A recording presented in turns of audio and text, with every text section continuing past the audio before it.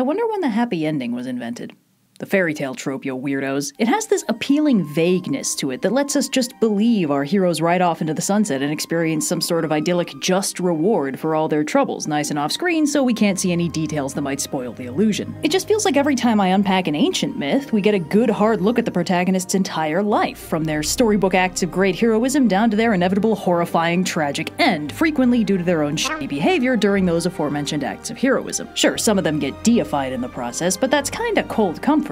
Then again, I guess it's more realistic than nebulous retirement ever after. Greek heroes live interesting lives, and that, quite frankly, never ends well. One of the greats that I've managed to overlook so far is Cadmus, founder hero of Thebes and frequent co-star in the family trees of a truly impressive number of characters we've talked about before. This version of his story comes to us in Ovid's Metamorphoses, and I cannot wait to hear about how his life goes horribly wrong thanks to the unjust capriciousness of the gods. Ovid doesn't have a brand, what are you talking about? Our story begins at the end of another one. As we briefly touched on in the Zodiac video, Phoenician Princess Europa has had the unfortunate but tragically common experience of being abducted by Zeus, cunningly disguised as a bull, who carries her across the ocean to the shores of Crete and emplaces her as its first queen. But in a shocking exploration of the canonically acknowledged shittiness of Zeus's actions, she leaves behind a confused and grieving family, notably a father who demands that she must be found. He sends Europa's brother Cadmus in search of her and raises the stakes by demanding that Cadmus return with his sister or not at all. Unfortunately, due to the aforementioned godly abduction, not at all is going to be his only option. Cadmus seeks out the Oracle at Delphi and asks for her help, and she tells him that his main quest line is softlock, but what he's gonna do instead is he's gonna find this magic cow, right, and follow it across the land until it decides to lie down, and there he's gonna establish a great kingdom and name it Boeotia. Cadmus heads out and immediately finds a beautiful and clearly magical cow and does as the Oracle commands, following it on a very long journey until it settles down for a rest in a lush, empty stretch of land ripe for the colonizing. Cadmus sends his followers out to find a source of fresh water so he can make some sacrifices to the gods. Followers who have of course been here the whole time because of how profoundly important they are to the story, with long and successful careers ahead of them just down this river and inside this spooky cave. When the sun starts setting and Cadmus's guys aren't back yet, he goes to investigate and finds that, horror of horrors, those followers of his have been slaughtered to a man, and they were so important! The cause of their death quickly becomes clear, as emerging from the spooky cave is a giant venomous dragon ready to fight. What follows is a battle of epic proportions where Cadmus uses such cunning strategies as throwing a rock at it and stabbing it real good.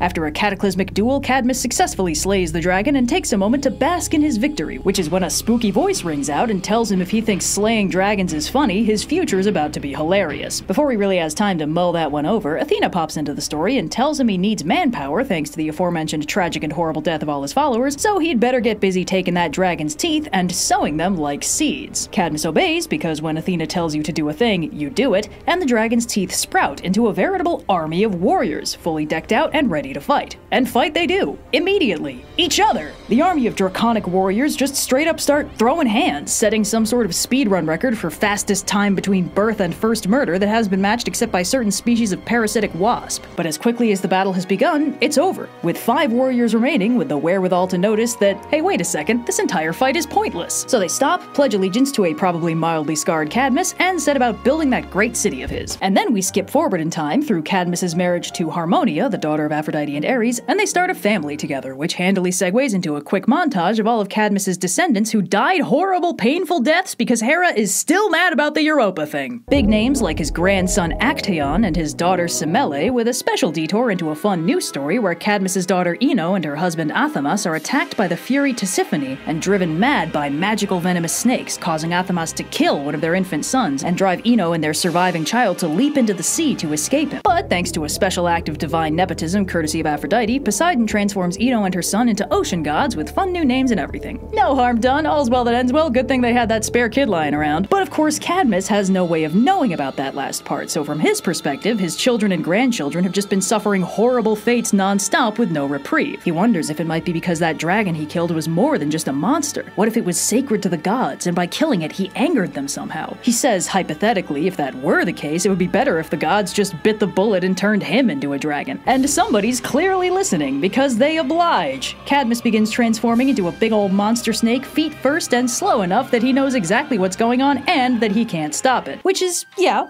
horrifying. But in fairness, what are the gods gonna do? Smite me? Is probably the most blatant tempting of fate I've ever seen from a Greek hero since Jason's pro strat of what's my turbo powerful sorceress X gonna do? Murder my new wife? But as Cadmus becomes all snake all the time, his wife Harmonia grabs hold of him and double dares the gods that she bets they can't do it twice. So she also turns into a big snake, panicking all of their royal attendants. But these two dragons are very different from the one Cadmus slew back in the day because they still remember who they are and leave the palace with all the grace of royalty to spend the rest of their days in the wilderness together, which, frankly, is probably the closest thing to happily ever after a Greek hero can get. And I don't want the world to see me, 'cause I don't think that they'd understand.